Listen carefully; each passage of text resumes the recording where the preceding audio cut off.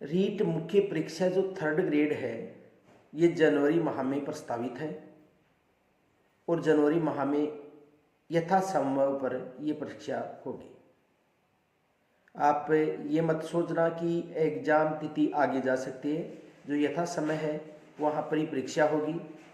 लेकिन जो नई रीट है ये अधिक पदों पर आयोजित होगी।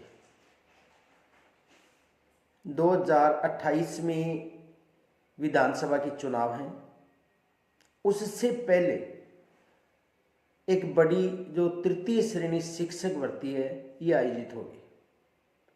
देखो अभी तो डीपीसी बाकी है, क्योंकि डीपीसी अभी तक सरकार ने नहीं करवाई है, डीपीसी की प्रक्रियाधीन है। तो जैसे ही डीपीसी होती है तो लगभग मेरे अनुमान से 30,000 प्लस पदों के लिए रीट पात्रता परीक्षा है वो आयोजित होगी। रीट पात्रता परीक्षा 2026 में आयोजित हो जाएगी और 2027 के लगभग प्रारंभ में मुख्य परीक्षा आयोजित हो सकती है। जो भी अभ्यर्थी बीएड कर रहे हैं उनके लिए सुनहरा अवसर है। क्यों है सुनहरा अवसर? यदि वो अभी से तैयारी प्रारंभ कर देते हैं तो 1-1.5 वर्ष से शेष है, तो उनकी तैयारी स्ट्रोंग हो जाती है। यदि वो शून्य से तैयारी करते हैं तो वो उस मंजिल को 100% प्राप्त कर सकते हैं। तैयारी करने के लिए देखो एक टाइम टेबल होना चाहिए, उसके आधार पर तैयारी करनी चाहिए। 1.5 वर्ष काफ़ी लंबा समय नहीं होता है तैयारी करने के लिए। यदि आप 4-5 महीने में तैयारी करना चाहते हो तो ये तैयारी असंभव है।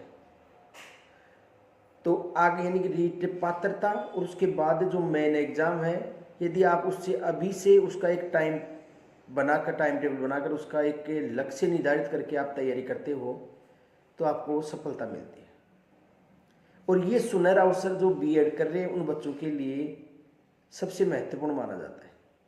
यदि वो अभी से तैयारी करते हैं, उनको जैसे मान लो 1-2 घंटा या 3-4 घंटे से जो भी समय मिलता है उसके अनुसार यदि वो तैयारी प्रारंभ करते हैं, यानी शून्य से प्रारंभ करते हैं, तो उनको अच्छी तरह सफलता मिले। क्योंकि उनकी जो दिनचर्या है उसमें 2-2, 3-3 जो घंटा समय मिलता है, उनमें यदि वो शिक्षा पर फोकस करके यानी रीट पात्रता पर ध्यान दें तो वो अपने मंजिल या लक्ष्य को प्राप्त कर सकते हैं।